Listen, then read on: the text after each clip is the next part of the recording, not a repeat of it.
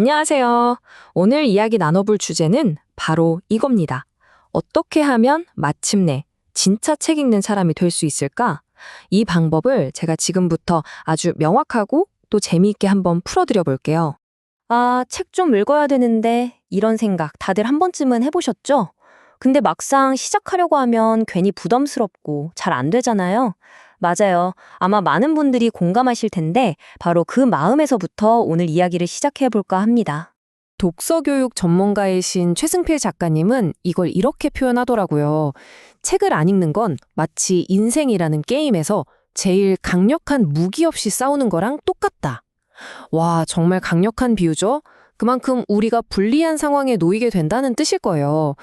최승필 작가님이 주장하는 건 바로 이거예요. 독서가 이 문해력이라는 걸 기르는 가장 중요한 훈련이라는 거죠. 이게 단순히 글자 읽는 능력이 아니에요. 그걸 넘어서서 구조적으로 생각하고 복잡한 상황을 제대로 이해하고 결국 이 세상을 명확하게 살아갈 수 있게 하는 아주 근본적인 힘이라는 겁니다. 그러니까 만약에 우리가 이 능력을 계속 훈련하지 않고 내버려 두면 어떻게 될까요?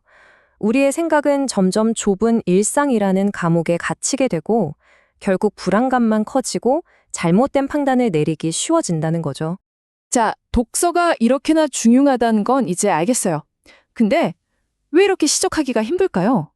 그건 바로 우리가 책에 대해서 몇 가지 단단한 착각, 일종의 정신적인 장벽을 갖고 있기 때문입니다.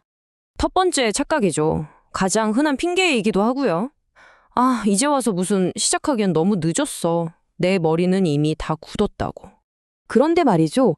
전문가들은 이게 완전히 틀린 생각이라고 딱 잘라 말합니다. 오히려 독서의 진짜 효과는 성인에게서 가장 강력하게 나타난대요. 왜냐하면 우리에겐 책의 내용과 연결시킬 수 있는 평생의 경험이 있으니까요. 두 번째 착각은 이거예요.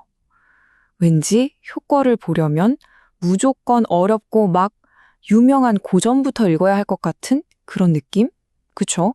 이런 부담감 때문에 오히려 책이랑 더 멀어지는 경우가 정말 많아요. 하지만 진실은요, 지금 내 수준에 너무 어려운 책을 억지로 읽는 건 효과가 제로, 정말 하나도 없다는 겁니다. 그건 그냥 글자를 눈으로 훑는 거지 생각이나 아이디어를 흡수하는 게 전혀 아니거든요. 핵심은 내가 진짜로 이해하고 즐길 수 있는 책을 읽는 거예요. 마지막 착각, 바로 속도에 대한 집착, 속독에 대한 환상입니다. 여기 표를 보시면 딱 아시겠죠? 속독은 그냥 정보를 훑어보는 말 그대로 책 구경하기에 가까워요. 진짜 독서는 깊이 있게 이해하는 정독이라는 거, 이걸 꼭 기억해야 합니다. 자, 그럼 이제 우리를 가로막던 착각들을 다 허물었으니까요. 이제 진짜 중요한 단계로 넘어가 볼게요. 대부분의 사람들이 이걸 놓치는데 사실 책을 읽는 행위보다 더 중요한 게 있습니다. 그건 바로 지금의 나에게 딱 맞는 책을 고르는 기술이에요. 전문가가 제안하는 방법은 아주 간단해요. 바로 5페이지 규칙입니다. 일단 서점이나 도서관에 가세요. 그리고 제목이나 두께를 보고 그냥 마음이 끌리는 책을 한 권 집어드는 겁니다. 그리고 그 자리에서 딱 5페이지만 읽어보는 거예요. 어떠세요? 술술 잘 읽히고 이해가 되나요? 그렇다면 바로 그 책이 지금 당신을 위한 책입니다. 정말 간단하죠? 아, 그리고 여기서 프로팁 하나 드릴게요. 한 권만 고르지 마세요. 도서관 대출 한도를 꽉 채워서 빌려보는 겁니다. 이게 바로 나만의 가능성 데이터베이스를 만드는 거예요. 왜냐하면 모든 선택이 다 성공할 순 없거든요. 실패해도 괜찮아요. 다른 책이 있으니까요. 좋습니다. 이제 내게 맞는 책들을 골랐어요. 그럼 이제 뭘 해야 할까요? 바로 독서 근육을 만들 시간입니다. 네, 진짜 근육처럼요. 모든 근육 운동이 그렇듯이 작고 꾸준한 훈련으로 시작해야 합니다. 여러분의 첫 번째 운동 목표는 바로 이 숫자입니다. 딱 30페이지. 어때요? 아주 간단하고 충분히 해볼 만하죠? 방법은 이렇습니다. 잠들기 전에 스마트폰은 좀 멀리 치워두시고요. 빌려온 책들 중에서 제일 재밌어 보이는 놈으로 한 권 딱 고르세요. 그리고 딱 30페이지만 읽는 겁니다. 근데 만약에 30페이지를 읽었는데도 전혀 마음이 안 끌린다? 그럼 죄책감 가질 필요 없이 그냥 덮으세요. 그리고 다음 날 밤에 그 다음 책으로 똑같이 해보는 거예요. 목표는 책 한 권을 다 읽느냐 아니라 이 습관을 만드는 거니까요. 전문가가 장담하는데요. 이렇게 몇 번만 시도하다 보면 어느새 30페이지를 훌쩍 넘겨서 읽고 있는 자신을 발견하게 될 거라고 합니다.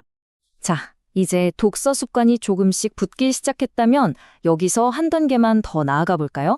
바로 정독의 기술입니다. 이건 올바른 태도를 통해서 우리가 읽는 모든 책에서 최대한의 것을 뽑아내는 방법이에요. 그 핵심은 바로 눈높이 독서에 있습니다. 이게 뭐냐면 우리가 진짜 배우는 걸 방해하는 아주 흔한 두 가지 함정을 피하게 해주는 방법이에요. 우리가 책을 대하는 태도는 크게 세 가지로 나눌 수 있어요. 첫째는 저자를 깔보는 오만한 독자. 둘째는 저자를 무작정 숭배하는 독자. 그리고 마지막에 저자와 동등하게 마주보는 눈높이 독자입니다. 이 중에서 진짜 성장을 가져다 주는 건 뭘까요? 네, 당연히 마지막 눈높이 독자뿐입니다. 깊이 있는 독서는요, 마치 세 가닥의 밧줄이 꼬여 있는 것과 같아요. 첫 번째 가닥은 텍스트의 맥락을 따라가는 것. 두 번째는 저자의 의도, 즉 왜 이렇게 썼을까 질문하는 것. 그리고 마지막 세 번째 가닥은 바로 독자인 나의 반응을 살피는 겁니다. 이 세 가지가 함께 어우러질 때 비로소 풍부한 독서 경험이 완성되는 거죠. 자, 그런데 이 모든 노력을 대체 왜 해야 하는 걸까요? 그냥 재밌으려고 읽는 거 아니었나요? 이유는 간단합니다. 이 독서 기술을 쌓는 것이 세상을 살아가는 여러분의 방식을 근본적으로 바꿔놓기 때문이에요. 최승필 작가님의 이 말을 한번 보세요. 책을 읽는 눈으로 세상을 읽고 세상을 읽으며 얻은 눈으로 책을 읽으라. 정말 멋진 말이죠? 독서와 삶은 절대 따로 노는 게 아니에요. 서로가 서로를 더 깊고 풍요롭게 만들어주는 강력한 선순환 관계에 있는 겁니다. 독서는요, 우리 머릿속에 객관적인 사고의 틀을 만들어주는 것과 같아요. 마치 인생이라는 길을 항해할 때 필요한 GPS처럼요. 이 GPS가 있으면 편견에 덜 휘둘리고 더 나은 판단을 내리면서 인생을 헤쳐나갈 수 있게 되는 거죠. 훨씬 더 안정되고 사려 깊은 삶을 살게 되는 겁니다. 마지막으로 이 질문을 한번 스스로에게 던져보세요. 만약 이게 내가 평생 읽을 수 있는 마지막 책이라면 나는 이 책을 어떻게 읽을까? 바로 이 마음가짐이 모든 것의 핵심입니다. 우리가 모든 책을 이런 태도로 대할 때 비로소 독서의 진짜 힘이 열리는 거죠. 자, 오늘부터 여러분의 첫 5페이지 한번 시작해 보시는 건 어떨까요?